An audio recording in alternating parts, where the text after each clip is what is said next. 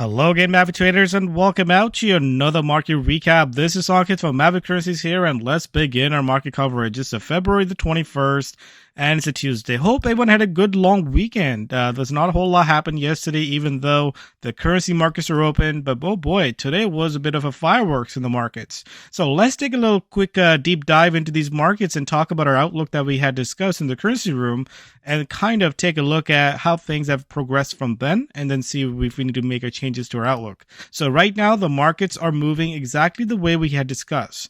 We are seeing equity markets continue to give up the gain. So we talked about this area where we had this resistance, which has became the support, and we're kind of coming back and forth in this range. So we got a nice little movement today that's taken below the 20-day moving average. We're still above the 20, the 50 and the 200.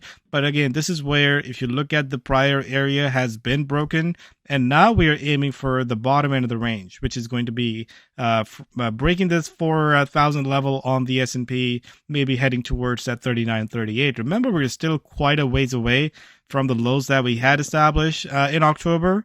And if you really look back in time, our entire last year, we had these massive rallies that just end up giving up.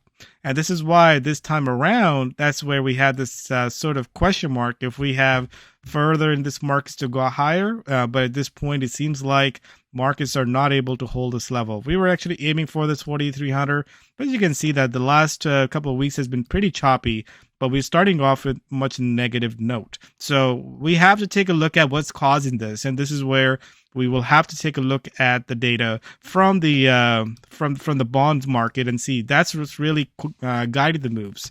So if you just take a look at the long-term bond yields, look at the TLT, you can see that there's things that's changing in the markets. TLT is having a big drop here, and this is again because the yields are rising and the bonds are falling. And again, that was the theme of 2022. Remember, 2022 we have seen a massive on the downside in this bonds, which means that yields just continue to rise. So we actually were looking a lot better here as we were trying to approach this 200 moving average. But right now, this thing is pointing out to a new low. And if we get towards this November low, remember, we're kind of the same boat for the yields as we were last year. And I think this is where the equity markets can actually go down further.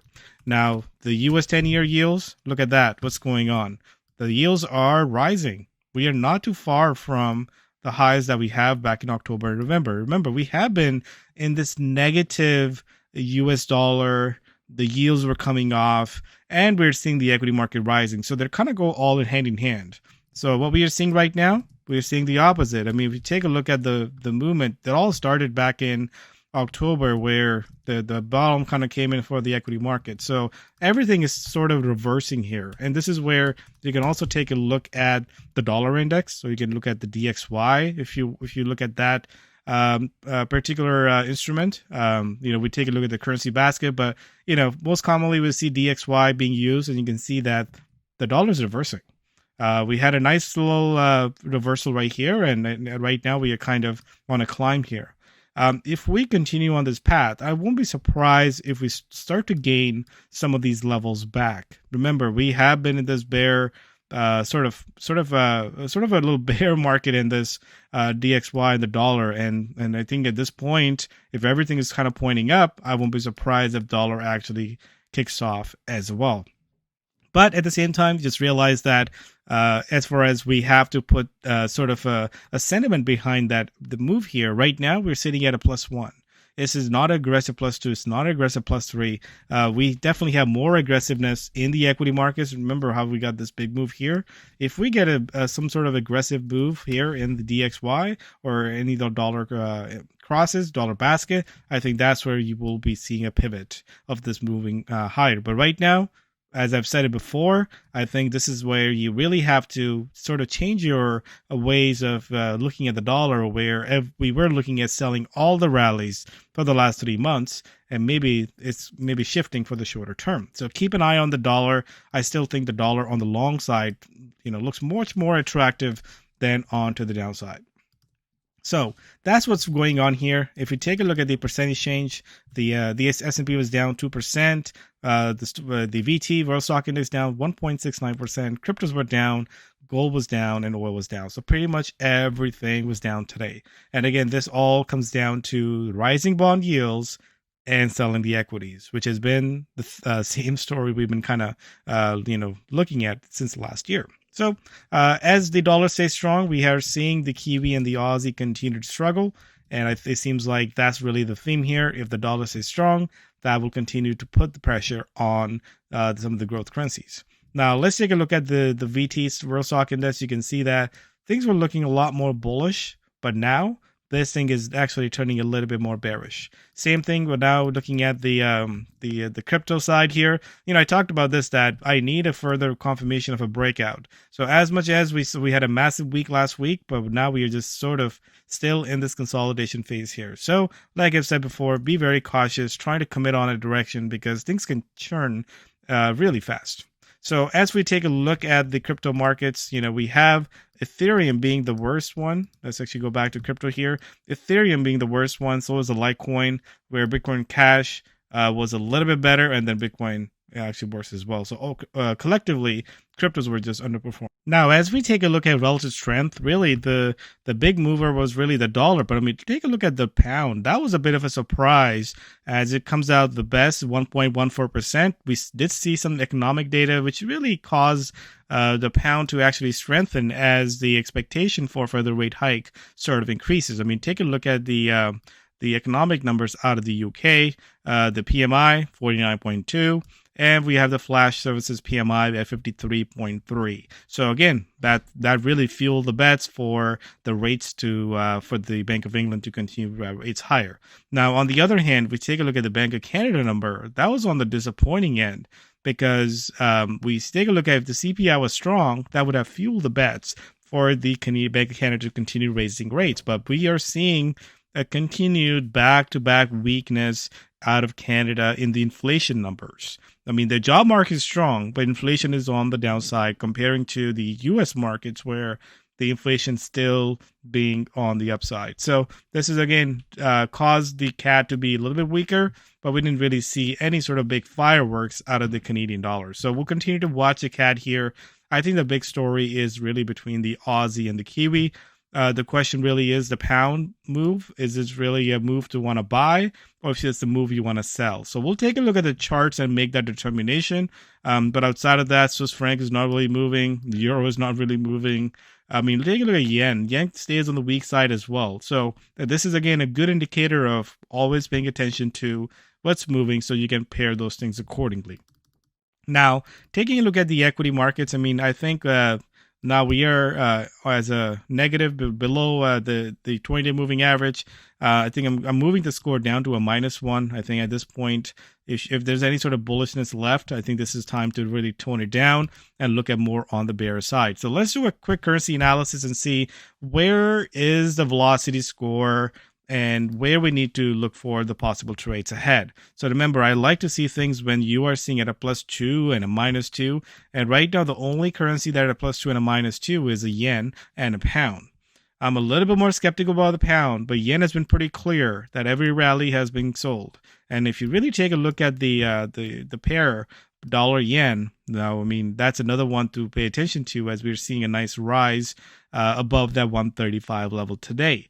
So CAD, Aussie, Kiwi, they continue to be -1, but I wouldn't be surprised if they actually shifted down to a -2, especially if the dollar goes up to a +2.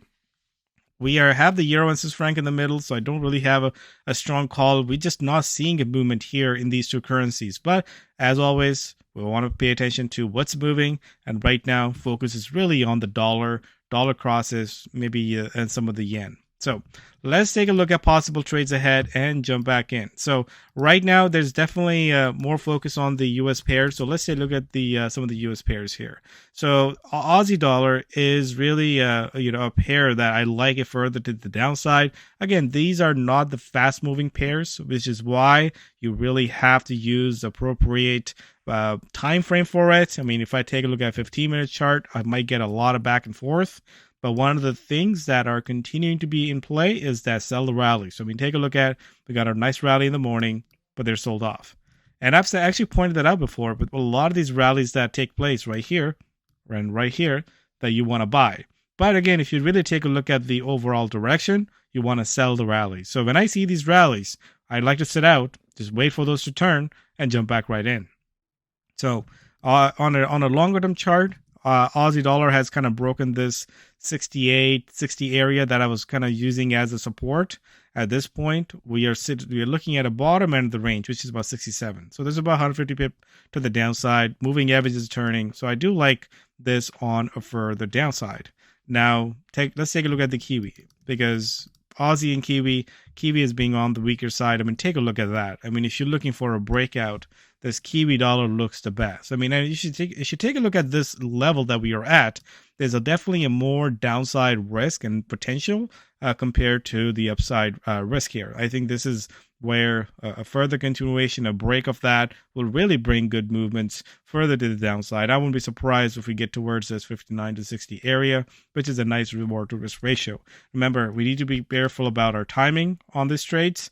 Things are moving slower, but they're moving consistent. Let's go on a 12-hour chart. You can see that this acted as a support before, and now we are back at it. So I do like further on the downside, any rallies I would like to short.